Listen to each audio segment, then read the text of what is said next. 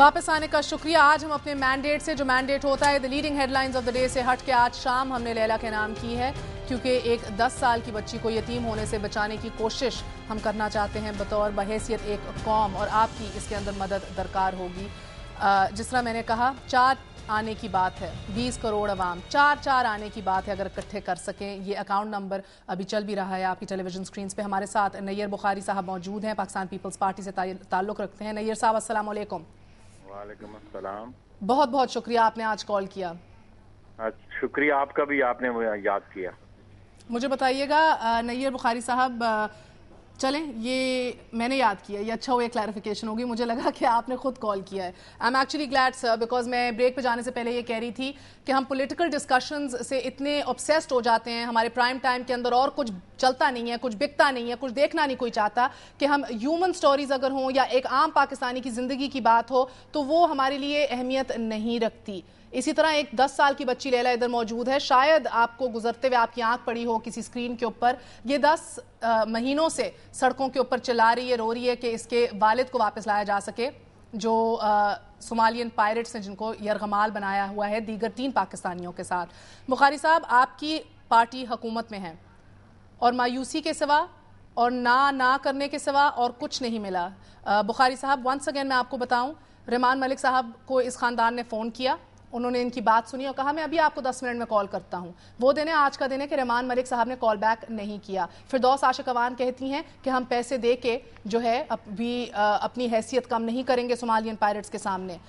कमर जमान कायरा साहब 48 घंटे पहले इधर से वादा करके गए कि प्राइम मिनिस्टर से बात करूंगा, उनसे भी अभी तक हमारी रसाई नहीं है उन तक।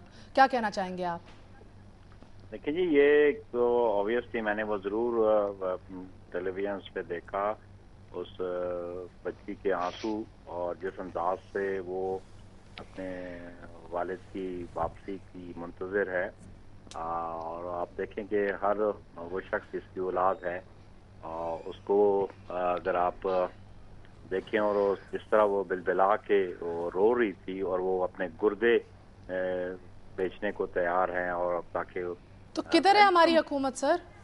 मेरी finish it, you started interrupting it, you know, थोड़ा सा तो सुन ले। बिलाशुबा ये एक इशू है, it's not only a regional issue, it's an international issue, कि जो इससे मैं समझता हूँ कि अक़वाम मुत्तहिदा बैठी सोच रही है, क्या कर रही है। सिर्फ एक मुल्क की बात नहीं है। अगर इंटरनेशनल जो सी है उस पर इस किस्म की पायरेसी है, तो ये कलेक्टिव एफर्ट की जरूरत है तमाम अक़वाम की। बुखारी साहब मैं अर्ज करूं, एक ड्राइवर अगवा हुआ था इराक में फिलीपीन का, ठीक है, और वहां पर फिलीपीन का दस्ता वहां मौजूद था वॉर में। फिलीपीन की सारी इकोनॉमी अमेरिका पे डिपेंडेंट है, उन्होंने वापस बुला ली थी। मेरी बात खत्म, देखें मेरी बात पहले खत्म करने दे। आपने तो प्रीएम्प्ट कर दिया, आपके जहन में ये बात आई भी नहीं कि मैं क्या कुछ कहने वाला हूं।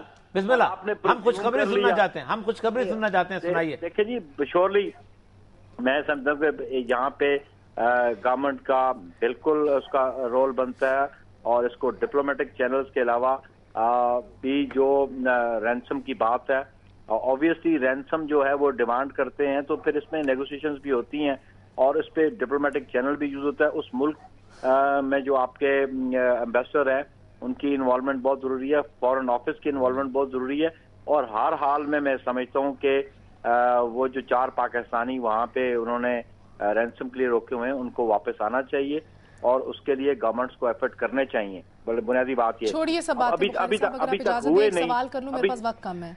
अभी तक अगर हुआ नहीं तो मैं समझता हूँ कि कंसर्न क्वार्टर्स को इस इश्यूज को इनिशिएट करना चाहिए थे। एक सवाल सर, छोड़िए ये बातें हम कर रहे हैं 3 दिन से, मैं कता कलामी माफ। नैयर बुखारी साहब, आप कुछ प्लेज करना चाहेंगे? देखिए जी, मैं सर्टनली, जैसे आपने कहा कि रहमान मलिक साहब ने कहा, और I talk to Rahman Malik, if you have made a commitment तो उस कमिटमेंट को ऑनर होना चाहिए था। आप कुछ पैसे प्लेज करना चाहेंगे बुखारी साहब? और मैं इस इशू पे certainly I write to the prime minister, I talk to the prime minister tomorrow, is something should be done for release of these people, it should be done. बहुत बहुत शुक्रिया नैयर बुखारी साहब हमारे साथ देने का। शेखुपुरा से राना साहब हमारे साथ हैं। राना साहब अस्सलाम वालेकुम, फरमाइएगा। राना साहब अस्सलाम वालेकुम। मुझे लगता है लाइन कट गई है। बैतुल माल ज़कात फंड वही है ना ओरिया साहब, जब बुगटी के कत्ल के लिए असलहा जमा करना था उधर से फंड्स लिए गए थे। बुगटी साहब के हुआ यह था कि बुगटी साहब से नाराज हो गया कबीला, उनका बेटा कत्ल हुआ था और वो कबीला था कल पर, उनको आबाद करने के लिए, उनको असला देने के लिए बैतुल माल से पैसे दिए गए। मतलब ये तो सर आज इस बैतुल माल में कितने पैसे होंगे ओरिया साहब? बैतुल माल ज़कात तो आपकी यूज ही नहीं हो रही ना, 14-15 अरब रुपया तकरीबन वहां पड़ा होगा, तो चाहे तो इस्तेमाल इससे इधर से भी निकाल सकते हैं। लैला, आप आज पाकिस्तानियों की कॉल्स बस पाकिस्तान में से ही नहीं, सऊदी अरेबिया, अमेरिका, दूसरे ममालिक से भी सुन रही हो।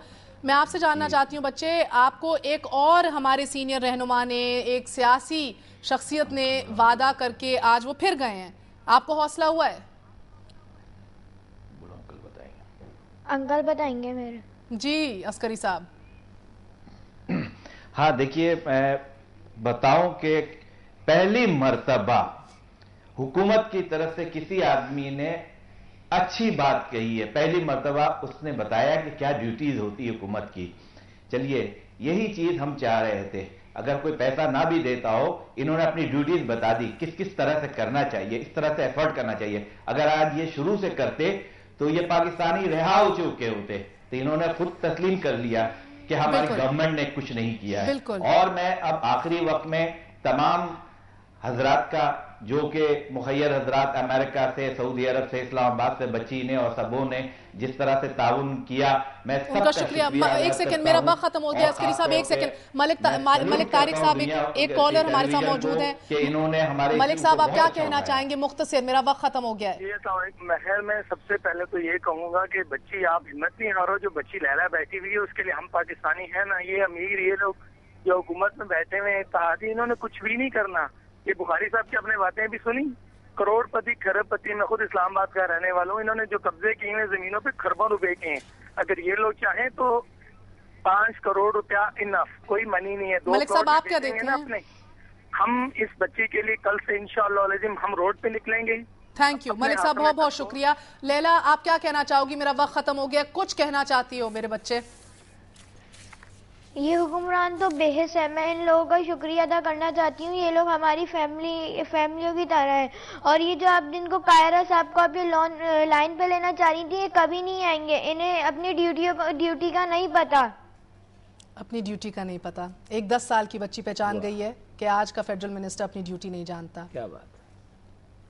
आज की शाम लैला के नाम एक दफ़ा फिर हमें लिखना ना भूलिएगा, crossfire@dunianews.tv। अपना ख्याल रखिएगा। ये हमेशा हम कहते हैं कि कोई भी वालिदैन जो हैं वो अपने बच्चों को हंसता खेलता फलता फूलता देखें, मगर आज बहैसियत एक बच्ची के ये तसव्वुर भी करना कि नाउज़ुबिल्लाह मेरे माँ बाप को कुछ हो जाए, या किसी औलाद के लिए ये सोचना भी किस तरह तड़पा देता है, ये आपने लैला की आंखों से देखा। हम सब के माँ बाप को भी अल्लाह सेहत तंदुरुस्ती अता फरमाएँ।